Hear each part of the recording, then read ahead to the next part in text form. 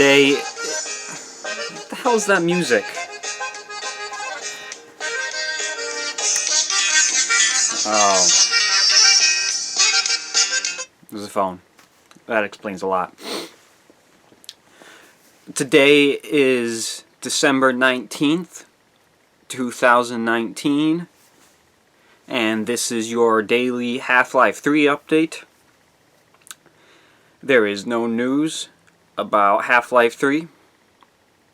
I guess there was like a 30-minute video of gameplay about Half-Life Alyx. It was like testing it on various different headsets. I didn't have time to watch the whole video. That was like 30 minutes. I mean, come on, I got things to do here. So I figured I would see the Valve News Network video, or maybe he sums it up, but no, it was just like a minute and 30-second video saying to watch the 30-minute video, which is like, whatever. So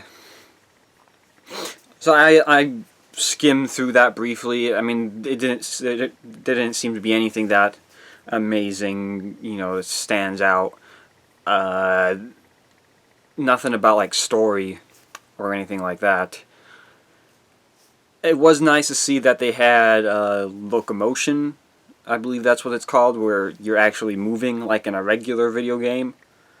I know some VR games have teleportation where you kind of like point at a spot on the floor and you press a button and you go there.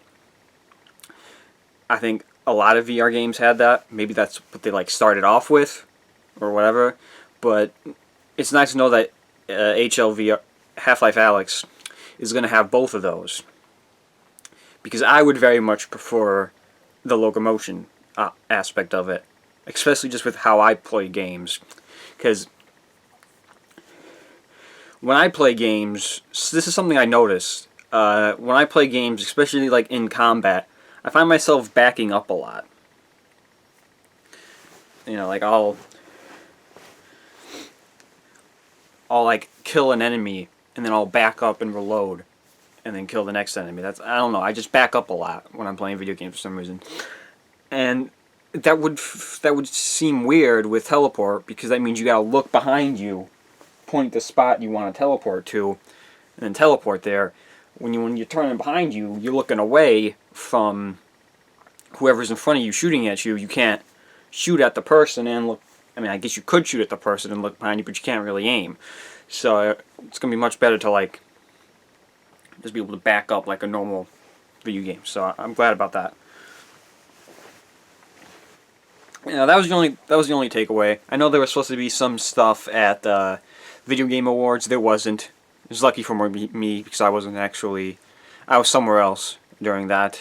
It's still very confusing, everything that went on the last couple of weeks, days, month, I don't know.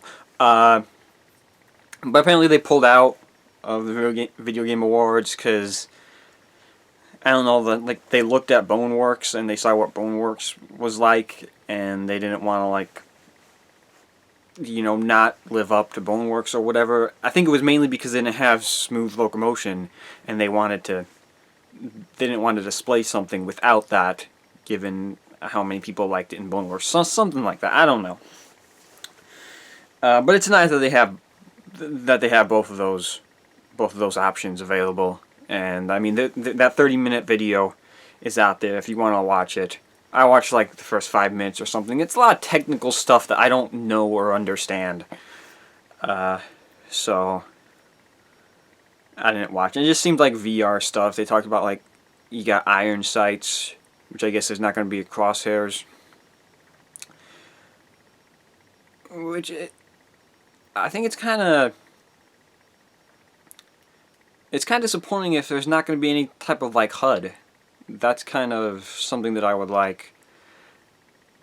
I mean, you talk about immersion, and I feel like it's very easy to have a heads-up display in a VR game. You just say your character is wearing some like goggles that gives them information, because you're wearing a headset already. Your character is wearing a headset. They're kind of like the same thing. I feel like it would be simple. Yeah. So I guess it's cool that option exists. A lot of the video was talking about different headsets. It seems like it's going to be very difficult to choose which headset is going to be the right fit for what you need, and you got a lot of pros and cons to different headsets, unless of course you're just going to go with the Index, which doesn't seem to have a lot of cons except for the big con that it's $1,000 and you need a very powerful computer to run it.